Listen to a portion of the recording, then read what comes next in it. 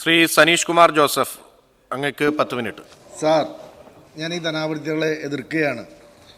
കഴിഞ്ഞ പാർലമെൻറ്റ് തെരഞ്ഞെടുപ്പിലും ഉപതെരഞ്ഞെടുപ്പുകളിലുമൊക്കെ കേരളത്തിലെ ജനങ്ങൾ കനത്ത തിരിച്ചടി നൽകിയിട്ടും അതിൽ നിന്നൊന്നും പാഠം പഠിക്കാതെ ഇപ്പോഴും അഹങ്കാരത്തോടു കൂടി ജനങ്ങളുടെ മേൽ അമിതഭാരം അടിച്ചേൽപ്പിക്കുന്ന ഒരു ഗവൺമെൻറ്റാണെന്ന് കേരളം ഭരിച്ചുകൊണ്ടിരിക്കുന്നത്.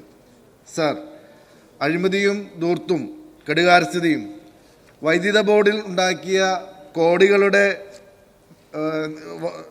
കോടികളുടെ വീഴ്ച നിരക്ക് വർധനയിലൂടെ ജനങ്ങളുടെ മേൽ അടിച്ചേൽപ്പിച്ചുകൊണ്ട് ജനജീവിതം ദുസ്സഹപൂർവമാക്കുകയാണ് വൈദ്യുത ബോർഡ് ഇപ്പോൾ ചെയ്തുകൊണ്ടിരിക്കുന്നത്. സാർ, ഉമ്മൻചാണ്ടി സർക്കാരിൻ്റെ കാലഘട്ടത്തിൽ 4 രൂപ 29 പൈസയ്ക്ക് 465 മെഗാവാട്ട് വൈദ്യുതി 7 വർഷമായിട്ട് വാങ്ങിയത് ആ കരാർ റദ്ദാക്കി ഇന്ന് 12 രൂപയ്ക്ക് അദാനിയുടെ കയ്യിൽ നിന്ന് വൈദ്യുതി വാങ്ങി അതിൻ്റെ ഒരു വലിയ ബാധ്യത 3000 കോടി രൂപയുടെ ബാധ്യതയാണ് വൈദ്യുതി ബോർഡിന് ഉണ്ടായിക്കൊണ്ടിരിക്കുന്നത്. ആ ബാധ്യതകളെല്ലാം ജനങ്ങളുടെ മേൽ അടിച്ചേൽപ്പിക്കാനാണ് ഇന്ന് ഗവൺമെൻറ് ശ്രമിച്ചുകൊണ്ടിരിക്കുന്നത്. സാർ, ഇപ്പോൾ ഇവിടെ പെരിങ്ങൽകുത്ത് ഡാമിൽ നിന്ന് 24 മെഗാവാട്ട് വൈദ്യുതി ഉൽപ്പാദിപ്പിക്കാനായിട്ടുള്ള പദ്ധതിക്ക് അഡ്മിനിസ്ട്രേഷൻ സാങ്ഷൻ കിട്ടിയിട്ട് 2 വർഷക്കാലമായി. സാർ, ആ പദ്ധതി തുടങ്ങാനായിട്ടുള്ള നടപടികൾ ഇത് സ്വീകരിച്ചിട്ടില്ല. ഇവിടെ ഷോളയാറിൽ നിന്നും പെരിങ്ങൽകുത്തിൽ നിന്നുമൊക്കെ കോടിക്കണക്കിന് രൂപയുടെ വൈദ്യുതി ഉൽപ്പാദനമാണ് വൈദ്യുതി ബോർഡ് നടത്തിക്കൊണ്ടിരിക്കുന്നത്. പക്ഷേ ആ മേഖലയിൽ അതിരപ്പള്ളിയിലും അതുപോലെ തന്നെ മലക്കപ്പാറ പോലെയുള്ള തോട്ടം പ്രദേശങ്ങളിലുമൊക്കെ അവിടുത്തെ സാധാരണക്കാർക്ക് വെളിച്ചമില്ലാത്ത ഒരു സാഹചര്യമാണുള്ളത്. അവിടെ ഒരു 110 മെഗാവാട്ടിൻ്റെ സബ്സ്റ്റേഷൻ അനുവദിച്ചുകൊണ്ട് അവിടെ വൈദ്യുതി എത്തിക്കാനായിട്ടുള്ള നടപടികൾ സ്വീകരിക്കണം. അതുപോലെ തന്നെ സാർ, PPP കരാറിലൂടെ ഷോളയാറിൽ ഫെബ്രുവരി മാസത്തിൽ ആ ഡാം നിറച്ചു തരേണ്ടതാണ്. തമിഴ്നാട് ആ ഡാം നിറച്ചു തരാത്തത് കൊണ്ട് കോടികളുടെ നഷ്ടമാണ് വൈദ്യുതി ബോർഡിന് ഓരോ വർഷവും ഉണ്ടായിക്കൊണ്ടിരിക്കുന്നത്. ഇതിൽ അടിയന്തരമായി ഇടപെട്ടുകൊണ്ട് ആ കരാർ പാലിക്കുന്ന നടപടികൾ സ്വീകരിക്കാനായിട്ട് ഗവൺമെൻറ് തയ്യാറാവണമെന്ന് അഭ്യർത്ഥിക്കുകയാണ്. സാർ, അതുപോലെ തന്നെ ഹൈഡൽ ടൂറിസം പോലെ അനന്തമായ സാധ്യതകളുള്ള നിരവധി തവണ ഗവൺമെൻറ് ശ്രദ്ധയിൽ കൊണ്ടുവന്നതാണ്. 300ഓളം ക്വാർട്ടേഴ്സുകളാണ് അവിടെ നശിച്ചു കിടക്കുന്നത്. അതുപോലെ തന്നെ പെരിങ്ങൽകുത്തിലും ഷോളയാറിലുമൊക്കെ ബോട്ട് സവാരി ഉണ്ടായിരുന്നു. അതൊക്കെ പുനരുജ്ജീവിച്ചുകൊണ്ട് ആ മേഖലയിൽ നിന്ന് ഗവൺമെൻറ്റിന് റവന്യൂ ഉണ്ടാക്കാനുള്ള നടപടികൾ സ്വീകരിക്കണം. സാർ, ആരോഗ്യരംഗത്ത് കഴിഞ്ഞ 9 വർഷക്കാലമായി അമിതമായ രാഷ്ട്രീയവൽക്കരണം ലോകത്തിന് മാതൃകയായിരുന്ന കേരളത്തിലെ ആരോഗ്യ മേഖലയെ തകർത്തിരിക്കുകയാണ്. പകർച്ചവ്യാധികളും പനികളും കേരളത്തിലെ ആരോഗ്യ മേഖലയെ തകർക്കുമ്പോൾ മന്ത്രിയും വകുപ്പും നോക്കുത്തിയായി നിൽക്കുകയാണ്. സാർ, അഴിമതിയും സ്വജനപക്ഷപാതവുമാണ് വകുപ്പിൽ നടക്കുന്നത്. സ്വന്തം ഓഫീസിൽ പോലും മന്ത്രിക്ക് നിയന്ത്രണമില്ലാത്ത അവസ്ഥയാണ്. വകുപ്പിലെ പ്രശ്നങ്ങൾക്ക് പരിഹാരം കാണാൻ മന്ത്രി കഴിയുന്നില്ല. സാർ, ആശുപത്രികളിൽ രോഗികളും ആരോഗ്യ പ്രവർത്തകരും തമ്മിലുള്ള സംഘർഷം പതിവായിരിക്കുകയാണ്. ആശുപത്രിയിൽ ആവശ്യത്തിന് മരുന്നുകളില്ല. സാർ, ടെസ്റ്റുകളൊന്നും നടക്കാത്ത അവസ്ഥയാണ്. സാർ, ഇപ്പോൾ തൃശ്ശൂർ ജില്ല മധ്യ കേരളത്തിലെ ഏറ്റവും പ്രധാനപ്പെട്ട ആശുപത്രിയാണ് സാർ തൃശ്ശൂർ മെഡിക്കൽ കോളേജ്. കഴിഞ്ഞ 3 വർഷക്കാലമായിട്ട് തൃശ്ശൂർ മെഡിക്കൽ കോളേജിൽ സ്ഥിരമായ ഒരു സൂപ്രണ്ടില്ലാത്ത ഒരവസ്ഥയാണ്. ഇപ്പോഴും ഇൻചാർജ് ഭരണമാണ് നടന്നുകൊണ്ടിരിക്കുന്നത്. സാർ, എൻ്റെ മണ്ഡലത്തിലെ ചാലക്കുടി മണ്ഡലത്തിലെ ഒരു 10 വയസ്സുള്ള അനീറ്റ എന്ന് പറയുന്ന ഒരു പെൺകുട്ടി, അവർക്ക് ചാലക്കുടി താലൂക്ക് ആശുപത്രിയിൽ കാണിച്ചു. ആ താലൂക്ക് ആശുപത്രിയിൽ ആ കുട്ടിയെ കാണിച്ചപ്പോൾ അവിടെ പ്രിസ്ക്രിപ്ഷൻ എഴുതി കൊടുത്തു. ആ കുട്ടിക്ക് അപ്പൻഡിക്സ് ആണ്, അടിയന്തരമായ ഓപ്പറേഷൻ വേണം. തൃശ്ശൂർ മെഡിക്കൽ കോളേജിലേക്ക് റെഫർ ചെയ്തു. ആ തൃശ്ശൂർ മെഡിക്കൽ കോളേജിലേക്ക് റെഫർ ചെയ്ത് ആ ഹോസ്പിറ്റലിൽ ചെന്നപ്പോൾ അവിടുത്തെ ജൂനിയർ ഡോക്ടർ നോക്കി ഗ്യാസിൻ്റെ ഗുളിക കൊടുത്തു. ആ കുട്ടിയെ വീട്ടിലേക്ക് തിരിച്ചയച്ചു. ആ കുട്ടി ദാരുണമായി മരണപ്പെടുന്നൊരു സാഹചര്യം ഉണ്ടായി. ഇപ്പോൾ രോഗിയായി മെഡിക്കൽ കോളേജിൽ ചെന്നാൽ ഡെഡ് ബോഡിയായി തിരിച്ചു വരേണ്ട ഒരു സാഹചര്യത്തിലാണ് കേരളത്തിലെ മെഡിക്കൽ കോളേജുകൾ ഇപ്പോൾ പോയിക്കൊണ്ടിരിക്കുന്നത്. ബഹുമാനപ്പെട്ട മന്ത്രിക്ക് പരാതി കൊടുത്തു. ഇപ്പോൾ 2 വർഷക്കാലമായി സാർ ഒരു നടപടിയും സ്വീകരിച്ചിട്ടില്ല. അതിന് ഉത്തരവാദികളായ ഡോക്ടർമാരെ സംരക്ഷിക്കുന്ന നിലപാടാണ് ഇപ്പോഴും ഗവൺമെൻറ് സ്വീകരിച്ചുകൊണ്ടിരിക്കുന്നത്. വളരെ ദയനീയമാണ് സാർ അവസ്ഥ.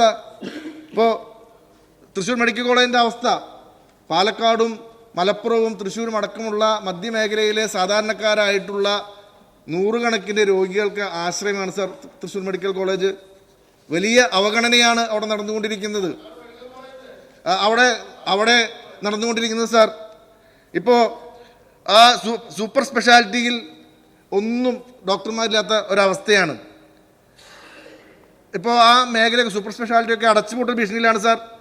നെഫ്രോളജി, ഗ്യാസ്ട്രോ എന്നീ വിഭാഗങ്ങളിൽ ഓരോ ഡോക്ടർമാരെ വെച്ച് പ്രവർത്തിക്കുമ്പോൾ യൂറോളജിയിൽ തൃശ്ശൂർ മെഡിക്കൽ കോളേജിനും എറണാകുളം മെഡിക്കൽ കോളേജിനുമായി ഒരു ഡോക്ടർ മാത്രമാണുള്ളത് സാർ. ഡോക്ടർമാരുടെ കുറവ് മൂലം ഈ വിഭാഗങ്ങളിലെ OP ആഴ്ചയിൽ ഒരു ദിവസമായി ചുരുക്കി സാർ.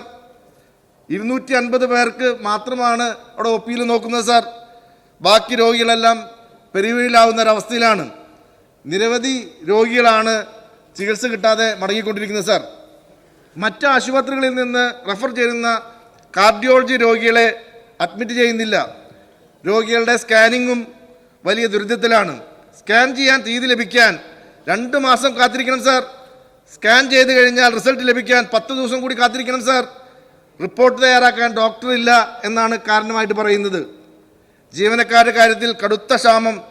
സൂപ്പർ സ്പെഷ്യാലിറ്റി ഉൾപ്പെടെ മിക്ക ചികിത്സാ വിഭാഗങ്ങളും ഡോക്ടർമാരുടെ ഒഴിവുകൾ നികത്തുന്നില്ല സാർ.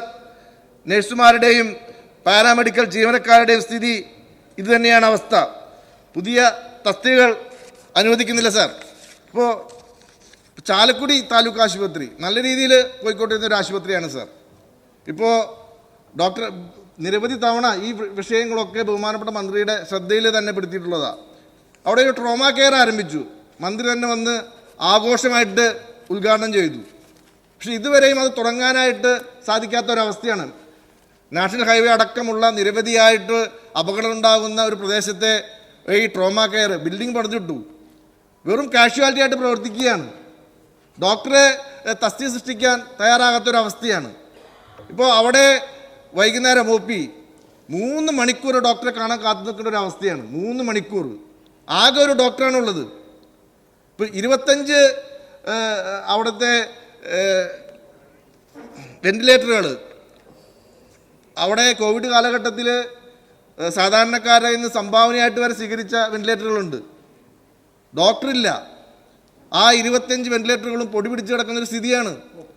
അവിടെ പ്രൈവറ്റ് ഹോസ്പിറ്റലുകളിൽ പോയി ലക്ഷങ്ങൾ മുടക്കേണ്ട ഒരു അവസ്ഥയിലാണ് നിലനിൽക്കുന്നത്. തസ്തികയില്ലാത്തത് കൊണ്ട് ഈ ആശുപത്രിയുടെയൊക്കെ താളം തെറ്റുന്ന ഒരു അവസ്ഥയിലാണ് ഇന്ന് പോയിക്കൊണ്ടിരിക്കുന്നത്.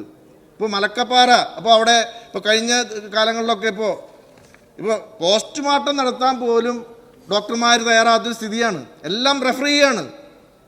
പരാതി കൊടുത്തിട്ട് ജനങ്ങളുടെ ഈ ആവശ്യങ്ങൾ മന്ത്രിയുടെ ശ്രദ്ധയിൽ കൊണ്ടുവന്നാൽ ഒരു നിഷേധാത്മകമായ സമീപനമാണ് ഇന്ന് സ്വീകരിച്ചു കൊണ്ടിരിക്കുന്നത്. ഇപ്പോൾ ഇതിൽ നമുക്കറിയാം, ഇപ്പോൾ ഈ കാലഘട്ടങ്ങളിലൊക്കെ ഏറ്റവും മാതൃകയായിരുന്ന കേരളത്തിലെ ആരോഗ്യ മേഖലയിലെ സ്ഥിതിയാണ് സാർ ഞാൻ ഈ സൂചിപ്പിച്ചത്. ഇപ്പോൾ ഇവിടെ കോവിഡ് കാലഘട്ടം, ആ കോവിഡ് കാലഘട്ടത്തിൽ ഈ ഗവൺമെൻറ് നടത്തിയത് എന്താ സാർ? അടിയന്തര സാഹചര്യത്തിൽ അസാധാരണമായ ആസൂത്രണ കൊള്ളയാണ് സാർ നടത്തിയത്. ഈ കോവിഡിൻ്റെ പേര് പറഞ്ഞുകൊണ്ട് മെഡിക്കൽ സർവീസ് കോർപ്പറേഷൻ വഴി ഞെട്ടിക്കുന്ന കൊള്ളയാണ് നടന്നത്. കൺട്രോളർ ആൻഡ് ഓഡിറ്റർ ജനറലിൻ്റെ അന്തിമ റിപ്പോർട്ട് ഇത് ശരിവെക്കുകയാണ് സാർ ചെയ്തത്. കോവിഡ് മറവിൽ നടത്തിയ കൊള്ള ചെറുതല്ല.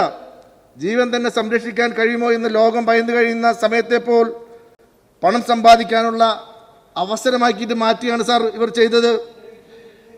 ഇവിടെ സാധാരണക്കാരെ അവരുടെ വൈറസിൽ നിന്ന് രക്ഷാകവചമായി മാറേണ്ട PPP കിറ്റും ഗ്ലൗസും അത് ധനസമ്പാദനത്തിലുള്ള മാർഗമാക്കിയിട്ട് മാറ്റിയാണ് സാർ ചെയ്തത്.